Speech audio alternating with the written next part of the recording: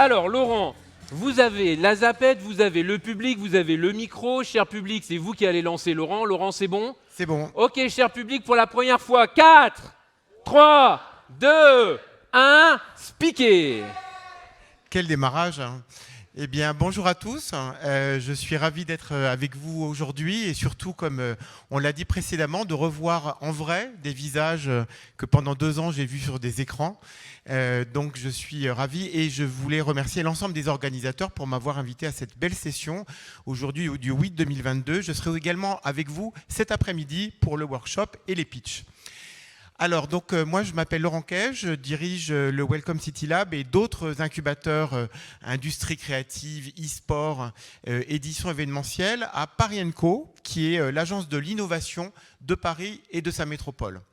Et donc, c'est un incubateur que j'ai créé il y a 8 ans, qui accompagne donc des jeunes projets innovants, des startups, des entrepreneurs, pour les aider à réussir leurs projets professionnels.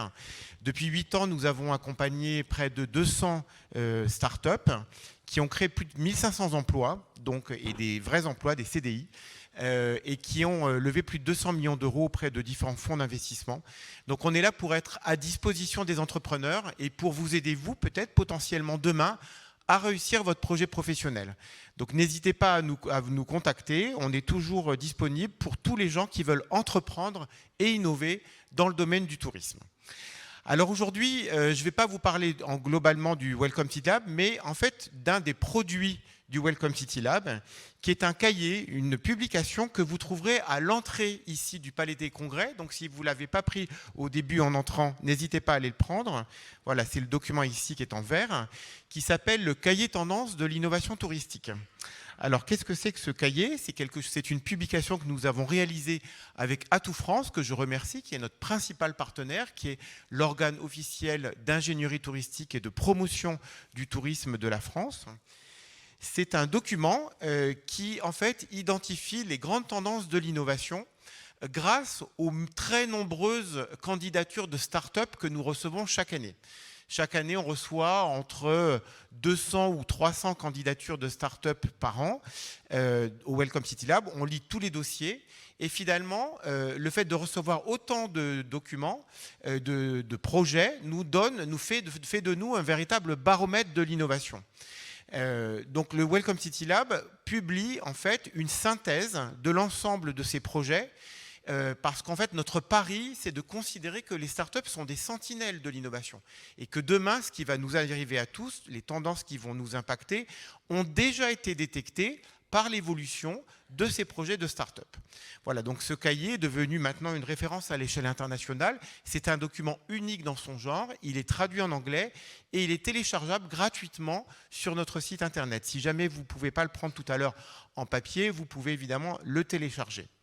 Donc vraiment, nous, notre analyse de l'innovation, c'est qu'est-ce que les startups nous disent à travers leurs projets, de l'évolution des tendances et comment ces tendances vont impacter les professionnels du tourisme. Cette publication, c'est la 6e édition cette année, en 2022. On a eu au total donc 30 000 lecteurs depuis le début. Et chaque année, en fait, comment on réalise ce document? Eh bien, on demande à des contributeurs de nous écrire des articles de synthèse, donc soit pour présenter leur start-up, leur projet professionnel, soit pour le commenter. Donc vous verrez dans le document, il y a des contributions de sociologues, d'experts, de gens spécialistes en prospective touristique. Il y a également des gens qui sont un peu des poils à gratter et qui nous proposent des contre-tendances. Donc des gens qui ne sont pas forcément d'accord avec la grande tendance qu'on présente ou qui détectent parfois une tendance opposée. C'est toujours intéressant de laisser la parole à quelqu'un qui vient compléter et finalement apporter un débat contradictoire avec ce que vous dites. Et c'est une publication également qui est faite à l'échelle internationale avec de nombreuses nationalités qui concourent. Alors, le contexte, évidemment, de cette 6e édition était très particulier en 2021-2022, avec évidemment la crise sanitaire qui a considérablement fragilisé notre secteur touristique. Mais en même temps, vous le savez, les crises, ce sont des opportunités d'innovation. Et donc, c'est aussi une façon de repérer finalement qu'est-ce qui est disruptif et qu'est-ce qui peut nous permettre d'aller plus loin. Aujourd'hui, donc l'innovation n'est plus une option, c'est vraiment quelque chose qui est fondamental à la fois pour un grand groupe, pour des destinations, pour des organisations institutionnelles. Il faut savoir que la Travel Tech, donc l'ensemble des startups à l'échelle française, est vraiment très dynamique. On a vraiment passé un cap à la fois dans le dynamisme, les levées de fonds et les succès français à l'international. On peut en être fier. Aujourd'hui, si demain vous voulez lancer une nouvelle boîte, eh bien vous allez arriver dans un écosystème beaucoup plus performant qu'il y a quelques années. Vous avez maintenant à l'échelle nationale des incubateurs, accélérateurs comme celui de Paris. Vous avez également des réseaux d'entrepreneurs. Vous avez des gens qui vous accompagnent, des mentors. Vous avez BPI France, la banque publique d'investissement qui vous accompagne dans le financement de votre projet. Vous avez des labels tels que la French Tech. Bref, aujourd'hui, il ne faut pas hésiter à entreprendre parce que vous avez autour de vous des gens qui vous accompagnent. Donc cette crise, encore une fois, donc, a été effectivement le moment de s'adapter vers un tourisme plus responsable, plus durable, vers un rebond collectif également pour surmonter l'ensemble de cette crise sanitaire. Et puis je pense que l'essentiel du legs de cette crise sanitaire, ça aurait été évidemment le rapport au travail, j'en parlerai tout à l'heure, et le recours massif au télétravail qui n'est pas sans impact sur l'industrie du tourisme. Donc, merci encore une fois à l'ensemble de nos partenaires qui nous permettent de faire fonctionner cet incubateur Welcome City Lab, surtout à Atout France, encore une fois, qui est notre partenaire pour identifier les tendances et les confronter également avec la trentaine de leurs bureaux à l'international et de voir si les tendances qui sont finalement apportées par les startups sont confirmées ou pas parce qu'ils perçoivent à l'échelle internationale. Donc voilà, donc je vais vous présenter maintenant donc, le contenu du cahier en quelques temps. Donc à chaque fois, je vais vous donner donc le thème de l'article avec quelques infographies et puis je vais prendre 2-3 articles illustrant ces tendances pour vous donner donc des aperçus des startups qui contribuent à ces tendances du tourisme. Alors la première tendance, c'est évidemment le tourisme durable, local et responsable. On a appelé l'article, ce chapitre, de l'intention à l'action. Le tourisme durable, c'est évidemment une nécessité, un impératif pour tous, mais dans les années qui précédaient la crise sanitaire, on était parfois un peu dans l'attention. Il y avait souvent un décalage important entre les aspirations des citoyens, lorsqu'ils répondent notamment à des enquêtes politiques sur l'importance de l'écologie dans leurs pratiques, et puis finalement leur comportement en tant que visiteurs. Nous-mêmes, au Welcome City Lab, parfois, on a été un peu trop enthousiastes, on a accompagné des projets qui étaient dans cet univers-là et qui basaient leur modèle économique uniquement sur les déclarations des gens. Et finalement, il y a quelques années, eh bien, les pratiques n'étaient pas toujours conformes aux déclarations. Aujourd'hui, ce qui est important, et le plus important finalement de cette crise, c'est qu'on est passé de l'intention aux actions, c'est que le marché est prêt, vous, les consommateurs, les visiteurs, vous êtes prêts à intégrer cette dimension de le choix de vos vacances, de vos destinations, et face à vous, il y a maintenant enfin des startups qui vous permettent de vous accompagner et de vous donner un service très concret en matière de tourisme durable et responsable. Donc ici, une petite infographie qui a été faite par l'agence Interface Tourisme et qui nous donne, je ne vais pas les détailler, mais des chiffres assez intéressants sur l'importance de cette dimension dans le choix de destination de vacances et à quel point eh bien, l'interaction avec la population locale, les nouvelles rencontres, la dimension durable est devenue un élément important. Alors dans ce chapitre, on va trouver donc 5 articles, dont notamment 2 articles de 2 startups. Je vous invite à aller regarder concrètement ce qu'elles font, c'est super. C'est WeGo Greener et Va Ouvert. WeGo Greener et Va Ouvert, ce sont 2 startups qui vous proposent en fait une plateforme de réservation d'hébergement qui respectent en fait les critères du développement durable éco-responsable. Donc ils les répertorient, donc ils vous permettent de passer des vacances plus conformes avec ces aspirations. Et puis surtout, en fait, ils accompagnent les professionnels. Ils ne se limitent pas simplement à diffuser ou commercialiser leurs hébergements. Ils les conseillent pour monter en puissance, monter en qualification dans tous les critères comme, je ne sais pas moi, par exemple, la gestion des déchets, l'économie d'énergie, tout ce genre de thématiques. écologiques et donc ils vous permettent quand même de mieux être en phase avec le développement durable. Deuxième article sur l'écologie, c'est The Trip. The Trip, c'est une start-up en B2B qui est un outil de réservation pour les voyages professionnels qui vous aide à réduire vos émissions carbone lors de vos voyages professionnels. C'est quelque chose qui est notamment très utilisé aujourd'hui par les réseaux d'agences de voyage.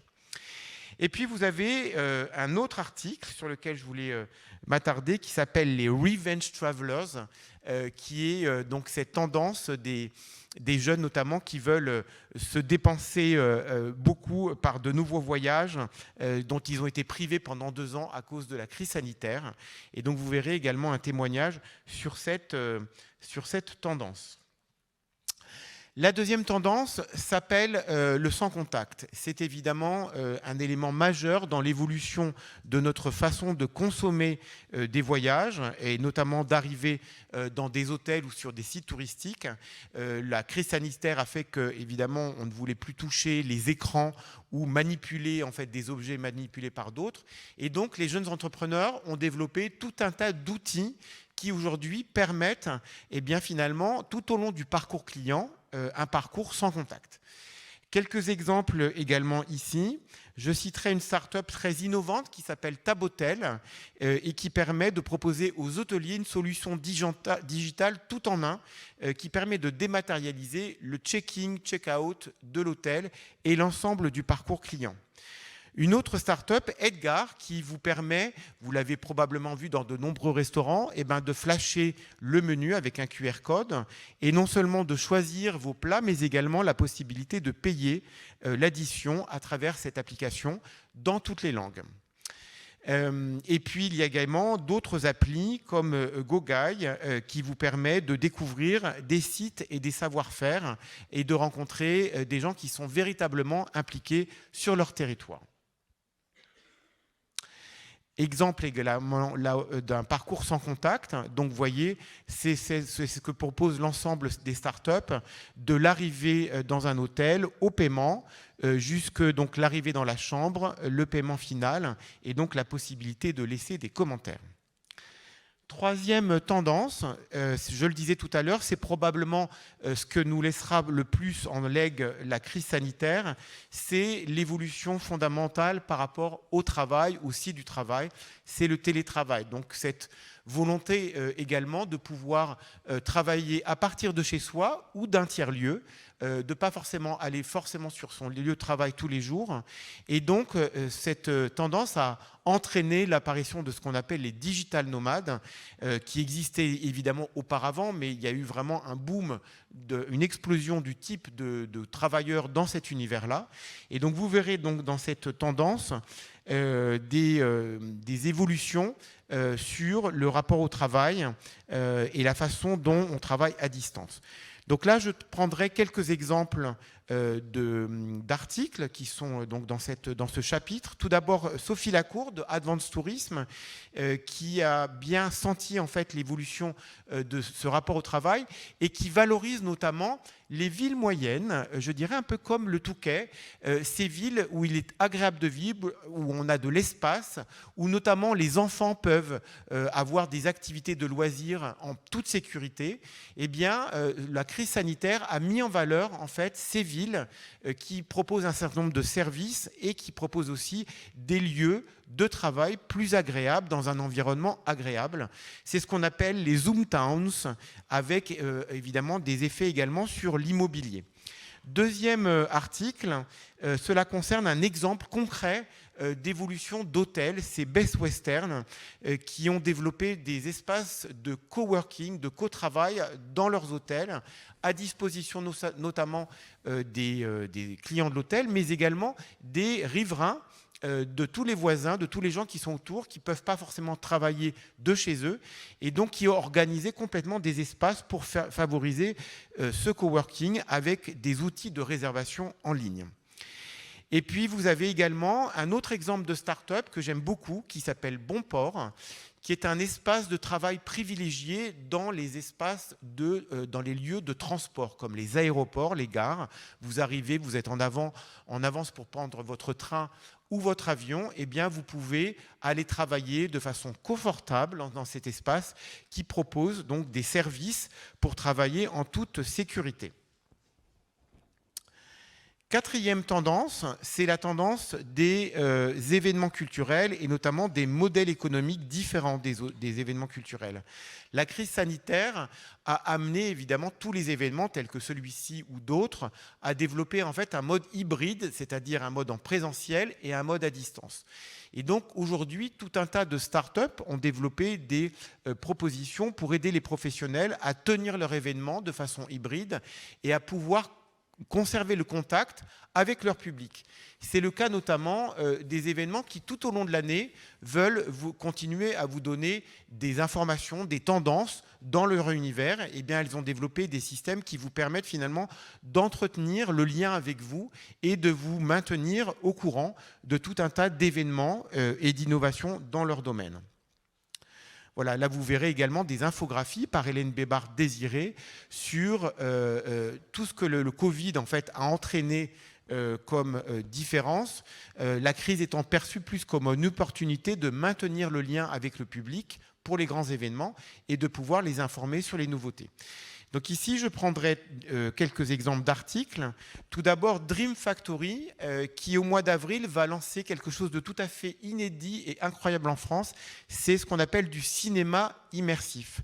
C'est-à-dire, c'est la possibilité d'aller dans une salle de cinéma et avec un casque de réalité virtuelle, d'interagir avec les comédiens et les acteurs du film, de choisir son propre scénario et de pouvoir finalement inventer soi-même la fin du film. C'est quelque chose qui va être mis en place dès le mois d'avril et qui va être probablement faire date dans l'histoire du cinéma immersif en France. Autre article que je pointe, celui d'Aurélien Dubois, qui est le président de la Chambre syndicale des lieux de vie nocturnes et festifs, qui, vous le verrez, vous le lirez dans son article, donne tout un tas d'exemples d'événements culturels qui ont développé en fait une version digitale et y compris en termes de musique électronique, propose une expérience immersive à travers des lives et des replays. Et enfin, dernier exemple, c'est celle de nos amis québécois qu'on adore, le MT Lab, qui est un autre incubateur touristique qui s'est basé sur le modèle du Welcome City Lab il y a quelques années et qui cartonne chez nos cousins d'outre-Atlantique et qui vous donne des exemples également au Québec d'exemples d'événements qui livrent des produits locaux à destination et qui en fait gardent le lien avec leur public tout au long de l'année. Et enfin, dernière tendance, c'est la tendance de l'accès permanent du visiteur à l'information. Nous avons tous dans nos poches, dans nos mains, nos téléphones mobiles, nos téléphones portables. Et aujourd'hui, ce qu'on cherche avant tout, c'est d'avoir une information contextualisée avec ce que j'appellerais de l'information chaude, c'est-à-dire l'information qui bouge, les événements autour de soi quand on va dans une destination, ce qui se passe le week-end prochain, au Touquet par exemple, si je viens au Touquet le week-end prochain. Donc c'est la capacité d'avoir vraiment des informations qui bougent et qui nous permettent de mieux profiter de notre séjour là où on se situe. Donc quelques exemples de chiffres par Sylvain Coucheteux qui est de la start-up Circuit qui nous donne également quelques chiffres des statistiques de la volonté des gens de pouvoir utiliser leur smartphone sur place, à destination, et de pouvoir découvrir tout ce qui se passe en temps réel. Donc là, quelques exemples de start-up innovantes dans ce domaine qui ont écrit des articles. Visity, qui est un super projet de cartographie contextualisée, c'est-à-dire que ça vous permet de choisir un hébergement à proximité d'un site touristique que vous allez visiter avec des fourchettes de tarifs, mais également d'identifier les transports les plus adaptés pour vous y rendre et d'avoir connaissance de tout le calendrier événementiel de ce qui se passe le week-end où vous allez donc fréquenter cet hébergement. Deuxième article, celui de Travel Assist, qui a développé un assistant de voyage personnalisé pour les agences de voyage, donc c'est du B2B en marque blanche. Et donc l'agence de voyage, lorsque vous partez à destination, vous donne accès en fait à cette appli qui vous permet d'avoir une réponse sur tous les sujets que vous vous posez pendant votre séjour.